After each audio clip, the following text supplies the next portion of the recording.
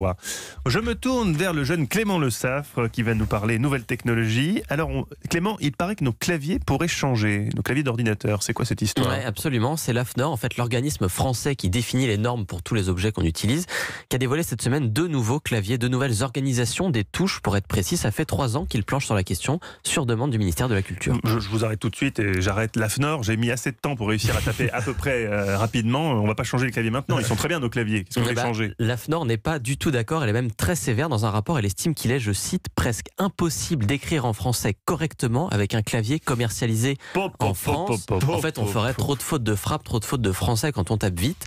Parce qu'il faut savoir que le clavier AZERTY tel qu'on le connaît nous est un héritage du 19e siècle. Il a été conçu pour les machines à écrire de façon à ce que les marteaux des caractères ne se bloquent pas les uns les autres. Et la conséquence, c'est que les lettres les plus courantes, celles qu'on utilise ensemble, se sont retrouvées très éloignées, comme le L et le E par exemple. Et alors, que propose l'organisme des normes pour moderniser les claviers? Le premier modèle est un AZERTY amélioré. Sur celui-là, les 26 lettres de l'alphabet restent à leur place. Pareil pour les chiffres. Ce qui change en fait, ce sont les caractères spéciaux, ceux qu'on active en combinant des touches. Par exemple, l'arrobase et le hashtag sont placés maintenant à gauche du 1. Le E accent circonflexe fait carrément son apparition, lui, directement sur la touche 4. Pareil pour le O, E dans l'eau comme dans œuf, qui est placé sur le O. Ce sont des changements à la marge qui ne devraient pas trop nous débossoler, mais qui sont bien pratiques. En revanche, tout ça fait doucement rigoler Mathieu Charrier, je vous le signale. Je ne sais pas pourquoi d'ailleurs. Mais... il fera moins le malin quand il devra s'habituer dans 6 mois. Je ne sais pas si les gens ont compris que le OE va être dans le O et le E sur le 4, du C, du V.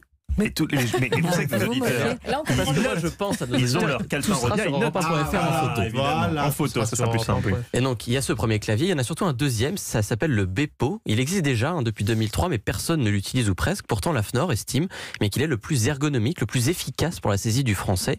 Donc comme son nom l'indique, les premières touches de ce clavier sont le B, le E, le P et le O. Après, ça se complique un peu puisqu'on retrouve directement le E, écoutez accent bien, grave, touché, puis le point d'exclamation carrément au milieu du clavier. En fait, les lettres les plus courantes sont regroupées vraiment au centre avec les symboles de ponctuation les plus courants. Ça fatigue moins les doigts quand on écrit, mais il faut le dire que c'est assez troublant quand on n'a pas l'habitude.